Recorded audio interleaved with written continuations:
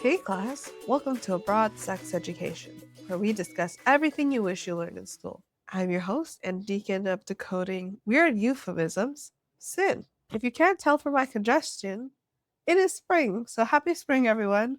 We're actually going to be officially on spring break this week, but I didn't want to leave you without a little something to think about. So today's little mini lesson is, where does the euphemism the birds and the bees come from? I always thought this one was silly because I didn't understand if the birds were men and the bees were women, or the bees were men and the birds were women. Like, I genuinely did not understand where it came from. So I thought this would be a cute on theme lesson for our little spring break. So you probably heard the phrase before, like, let's talk about the birds and the bees, if you ever got some sort of sex talk. Or you probably heard it in pop culture, but why was this the go-to way to explain what sex is without explaining sex? Like, where did it even come from? Well, one of the earliest references comes from a poem by Samuel Taylor Coleridge. I'm just going to read a little small portion of it, but the poem says, "The birds around me hopped and played, and all the bees were busy. And I the while, the solely unbusy thing, nor honey make, nor pair, nor build, nor sing." It doesn't really say anything about sex, which is the funny part. But it connects two ideas from nature. So birds are associated with pairing, nesting, and mating, which obviously would lead to reproduction. So that's how birds got put in there. And since bees pollinate the flowers and help plants reproduce, it became a metaphor for fertilizing. So birds represented mating and bees represented fertilization, which is why the phrase became a popular way to discuss sex without actually saying sex.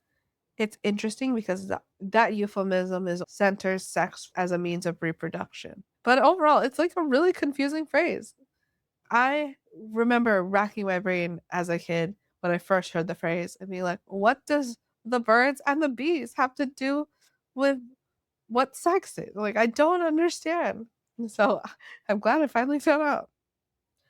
But the phrase just tells us how uncomfortable we are about talking about sex, which we shouldn't be. Again, this is something that is part of our human experience.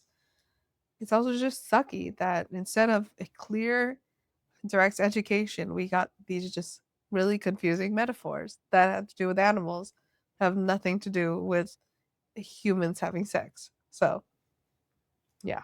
Anyway, that was just like a fun fact that I learned pretty recently, and I thought you should know too. But now that we are in spring and the birds are mating and the bees are pollinating, I just wanted to give you just a quick update on what is to come. So there's no full lesson this week, and next week there will also be another study break episode. But after that, we're going to be going into a full birth control series where we're going to be breaking down hormonal options, non hormonal options, how they work, how to choose what's right for you.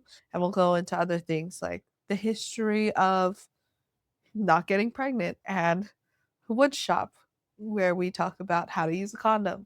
So that's all coming up. We'll be also doing a segment on pregnancy and pregnancy outcomes as well. After that, one of the things I'm most excited about is from June, because of course, Pride. So we're going to be doing a Pride Month series where we're going to be diving into lesbian, gay, trans, and queer identities in a way that's more clear, thoughtful, and educational. I hope you all enjoy your spring break. Obviously, no homework this week, but maybe steer clear of the phrase "the birds and the bees." Super confusing. Or if you are going to use that phrase, tell the fun fact that you learned, where it comes from. And when we're back, class is going to get so much more interesting. So follow now to enroll so you don't miss the next lesson. Class will be back in session soon. Bye. Have a fun spring break.